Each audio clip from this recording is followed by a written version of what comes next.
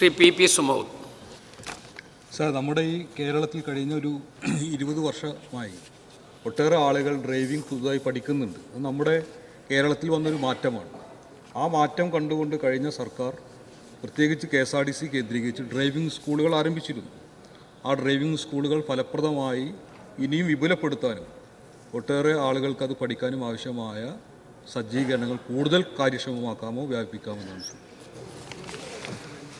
KSRTCയുടെ നിയന്ത്രണത്തിൽ മാത്രം ഡ്രൈവിംഗ് സ്കൂളുകൾ വന്നതുകൊണ്ട് ബഹുമാനപ്പെട്ട അംഗം ഉദ്ദേശിച്ച കാര്യം പൂർണ്ണമായി നടപ്പാക്കാൻ കഴിയും എന്ന് തോന്നുന്നില്ല സാർ.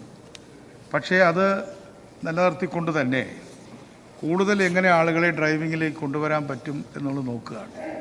അപ്പോൾ ഇന്നലെ കിട്ടിയ കണക്കനുസരിച്ച് ഒരു മാസത്തിൽ 1.5 ലക്ഷം ആളുകളാണ് ഡ്രൈവിംഗ് ലൈസൻസുമായിട്ട് വരുന്നത്. അതിൽ പുതുക്കുന്നവരുമുണ്ട്, പുതിയവരുമുണ്ട്. പഴയ ലൈസൻസ് പുതുക്കുന്നവരും പുതിയ ആളുകളുണ്ട്. രണ്ടും കൂടെ 18 ലക്ഷമാണ് ഒരു വർഷത്തിൽ. അപ്പോൾ ഇത് തീർച്ചയായിട്ടും നമ്മളതിന് വേണ്ടുള്ള കാര്യങ്ങൾ ചെയ്യുന്നുണ്ട്.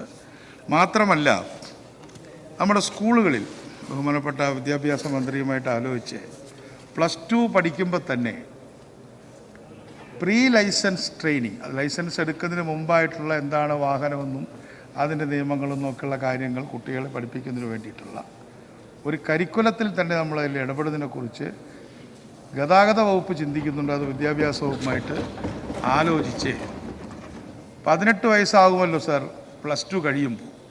അത് കഴിയുന്ന സമയത്ത് തന്നെ ആ വെക്കേഷനോട് കൂടി നമ്മുടെ +2കാർക്കും +2കാരിക്കും വാഹനം ഓടിക്കാനുള്ളൊരു ലൈസൻസ് കൊടുക്കാനുള്ള ഒരു ബൃഹത് പദ്ധതി നമ്മൾ ആലോചിക്കുകയാണ് സാർ.